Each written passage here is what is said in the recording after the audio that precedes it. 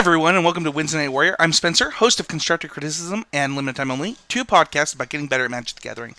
So, this week on Constructive Criticism, my podcast about constructed magic, about improving the game, they talked about making time for yourself, and, kind of that magic life balance.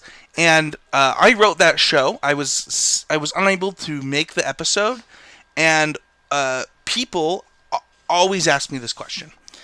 So, kind of for some preface, to preface this, that's how you say that. I do a lot of things. I have two podcasts. I do I do this video every week. I do a deck tech every week. I play Magic the Gathering. A lot of content creators say that once they start doing content, their magic dips, and that's not really true for me. I play a lot of Magic the Gathering. I'm married. I have a kid. I'm a full-time product manager for a software company. And so I do a lot of stuff. And people often ask, how do you have time? So I kind of want to just go over, making time for yourself and kind of the importance of some of this stuff. So I'm actually going to follow the same layout that they followed on Constructive Criticism this week. Or last week, I should say. And just kind of talk about it. So the first thing that I want to talk about is the grind. So there are very different types of Magic players.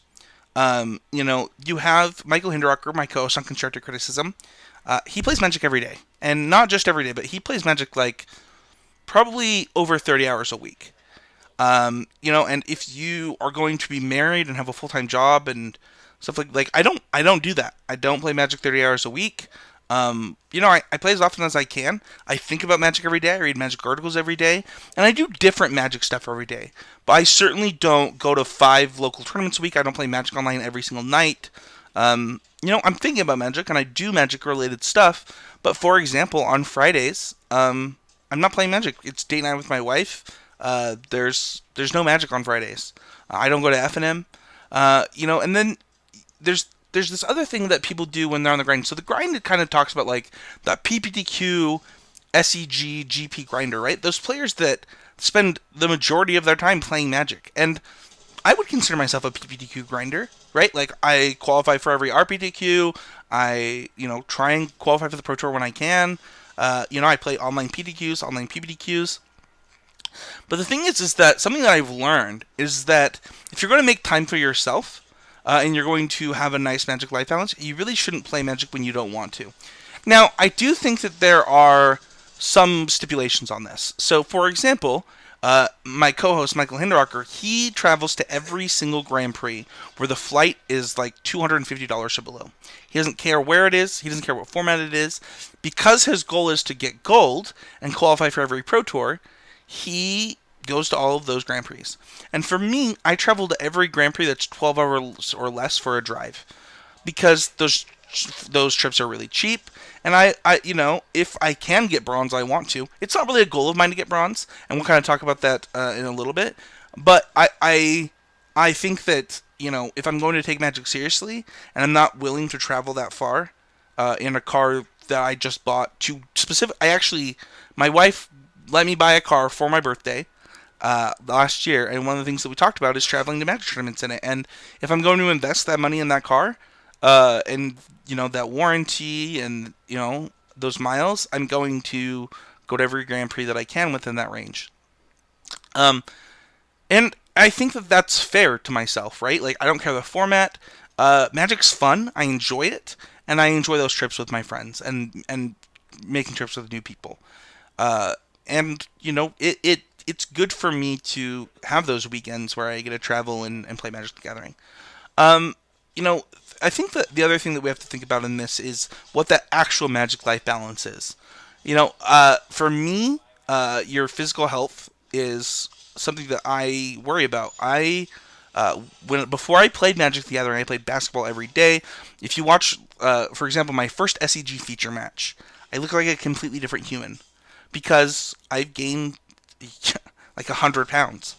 And this is something that I'm working on with my wife. I've been sick the last month and a half, but we are going to be working out almost every night together, and it's something that I'm adjusting because it is important to me to have that time with my wife and that time to help me live longer. And I think that when you try and have good physical health, your mental health also gets better.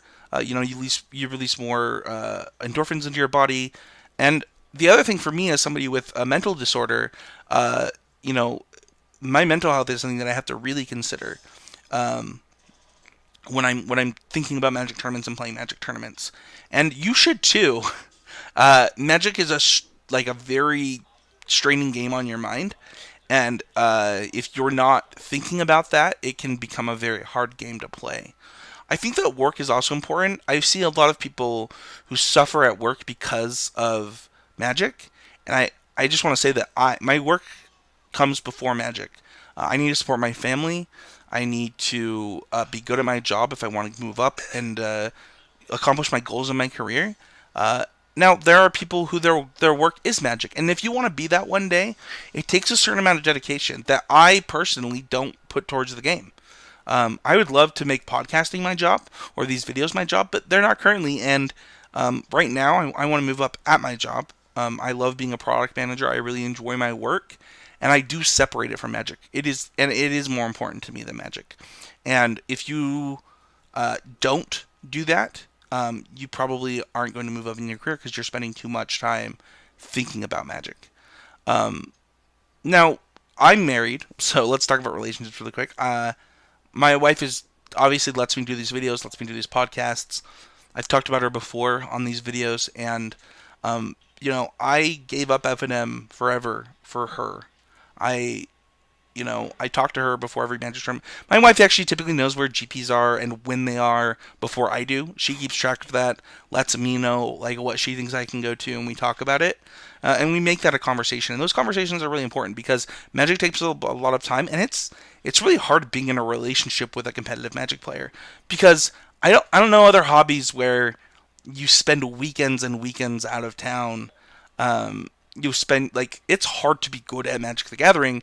It takes up a lot of your time. So just imagine being on the other end of that, and think about that when you're talking to your significant other about the game, right? Like if you're going to take Magic seriously, uh, you have to be honest with that person and understand what their expectations for a relationship are, and what their expectations of your time are. Because if you don't, it's going to cause a lot of fights. And I'm lucky that we are candid in those conversations.